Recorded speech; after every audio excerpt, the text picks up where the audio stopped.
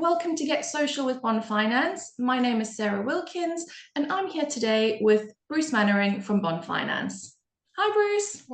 Hi, Sarah. How are you? Good, and you? Yeah, I'm very good indeed. Very Good, good good. indeed. Thank you for organising this. Oh, you're most welcome. Thank you for joining me today. So today you're going to be having a chat about the house buying process. Yes, because especially if you're a first-time buyer, it can be a little bit confusing because there's many moving parts. So let me do a quick introduction about Bond, where we are, what we do, and then I'll go through the house buying process. Brilliant. So I set up Bond back in 2004 with my business partner, Dan Newbury. So we've been going for 20 years. We're FCA regulated and founding members of the NACFB. If your broker doesn't have these accreditations, find a firm which does. All our brokers are CMAP qualified, and we've basically got two departments. We've got residential and buy-to-let department, which does residential and buy-to-lets, and we've got a commercial department, which does everything else. Ground-up developments, HMOs, industrial estates. We cover off everything. And this is us. We're a medium-sized firm based next door to the Bank of England in 50 Gresham Street. And let's move on to the house buying process. So I used to draw this out back before there weren't any computers for people. And there's basically three columns we need to look at. This is assuming you're buying a residential house for yourself to move into. So the first column left, you need to arrange the mortgage. The other far column on the right is what the solicitor does, and in the middle, you may need to get some insurances in place, especially if it's your main residence. So basically, you come to us, you find we find you the most suitable mortgage for you, and then we apply for it. You may get credit search and credit scored. Credit search is where they go through your credit file for the last 6 years. Credit score is something which the lender does, and it gives you plus and minus points if they're going to lend to you. So it's basically risk profiling. Okay. Then the landlord may ask for employment reference or an accountant's reference. And once the lender is completely happy with your case, then you normally instruct the valuation here. Now, you can instruct the valuation earlier, but some people like to get the underwriting done before they start spending money.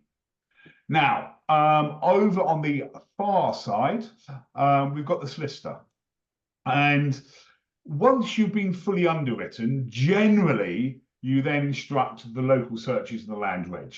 The local searches are basically to make sure that Sainsbury's isn't going to be built in your back garden. And the land registry is to check the person who's selling the property actually owns it, because that does help. Yeah. Then the solicitors will start putting together a contract to sale.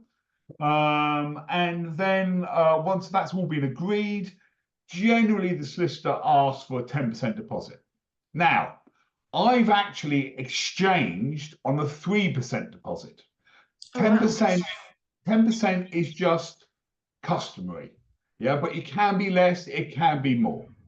Okay, so let's go back to the far side. You've now instructed the valuation. You've instructed your solicitor to the land reg and land search, and now you paid for the valuation. The valuer goes in, and there's basically generally three outcomes. If the house is absolutely fine, the valuation will come back and you get a mortgage offer. If the house is walking down the street, i.e. falling over, they're going to decline it. But if there's a bit of work which needs to be done, they may put conditions in the offer that you need to get this work done by this certain stage.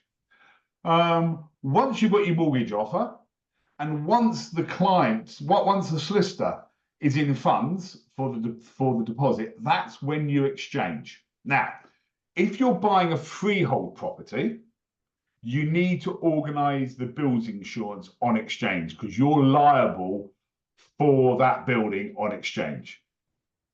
Also, if you are married with a couple of kids, it's also probably quite prudent to get a bit of life cover in place, just in case if you're the breadwinner, something happens to you, your loved ones don't have to sell the house. So speak to an IFA to get that all organised. Now, on exchange, you go into solicitor's office and you sign the mortgage deeds in front of the solicitor. The solicitor would want to then be paid because he's not going to complete without having some money. And then on completion, generally between exchange and completion can be 3 to 5 days, or it can be the same day.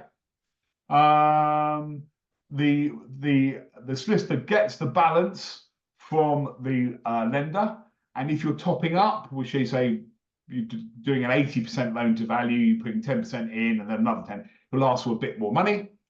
So he's got all the money to complete. And then completion happens. The solicitor arranges the transfer to be stamped at the land reg, and ownership is registered at the land registry as well. And the deeds of the property are sent to the lender to hold until you pay back your mortgage. Now, what we do at Bond, if someone's a first-time buyer, I generally send them this so they can stick it on their fridge. And as they go through the buying process, each day they can just scrub off one thing, scrub off another thing. So it just focuses your mind on the house buying process, because it can, for a first-time buyer, it can be quite complicated. Yeah. Yeah, that's the house buying process in its most simplest form. Brilliant. That's a lovely touch for clients as well, isn't it? Yeah, exactly. We try and keep it as simple as possible, not to overcomplicate things, which can easily. That's great. Easily can happen, can't it? Yeah, exactly. So, thank you, Sarah, for organising this. Thank you so much for joining me, Bruce. If you enjoyed the episode, please do subscribe so that you can keep in touch with Bruce and myself, and our contact details are here. Here's Bruce's contact details, and they'll be at the end of the video as well. Thanks so much, Bruce. All right, thanks. Bye. Cheers. Bye. Bye-bye.